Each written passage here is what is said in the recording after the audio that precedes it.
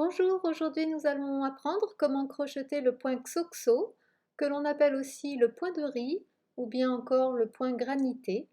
C'est un très joli point qui forme de petits V. Il est très facile à réaliser et pour cela vous devrez juste connaître les bases du crochet, la maille en l'air et la chaînette et la maille serrée. Alors pourquoi on appelle ce point le point xoxo?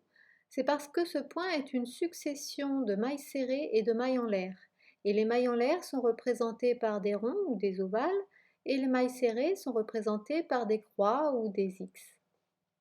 Alors pour crocheter ce point en rang, il faut partir sur une chaînette de base d'un nombre pair de mailles en l'air. Moi j'ai choisi de partir sur 20 mailles en l'air. Alors, pour commencer le premier rang, je fais une maille en l'air supplémentaire en fait pour me mettre à la hauteur des mailles serrées. Et puis une deuxième maille en l'air pour commencer le point xoxo, puisque c'est une alternance de mailles en l'air et de mailles serrées. Donc la première maille en l'air va se retrouver en face de cette maille en l'air là, la troisième, et on va piquer dans la quatrième pour faire la première maille serrée. Et ensuite, on continue, une maille en l'air.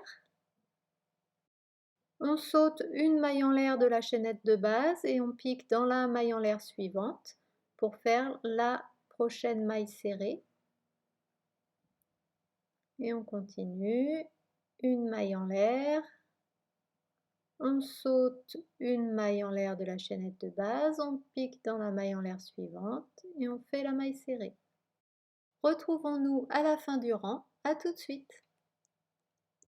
Et voilà, je n'ai plus qu'une maille serrée à faire pour terminer ce rang. Voilà. Alors, je vais commencer le deuxième. Donc, je fais une première maille en l'air pour me mettre à la hauteur des mailles serrées et une deuxième. Donc ici, vous voyez la dernière maille serrée du premier rang et juste avant, l'espace qui a été créé par la maille en l'air.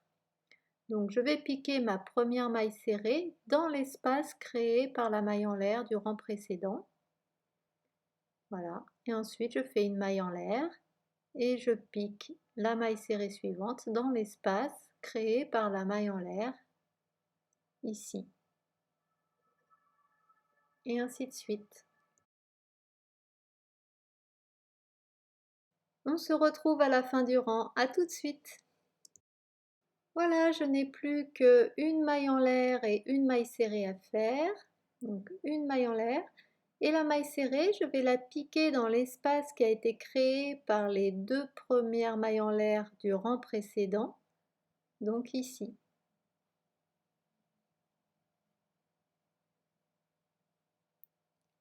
Et voilà. Donc on voit déjà les petits V qui se forment. Et je continue. Deux mailles en l'air pour commencer ce rang.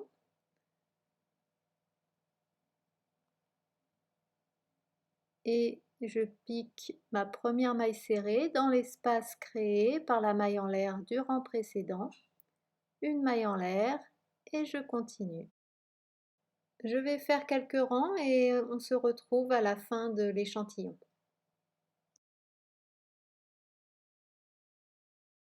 Voilà, on obtient un très joli point qui forme de petits V. Le résultat est le même sur l'endroit que sur l'envers.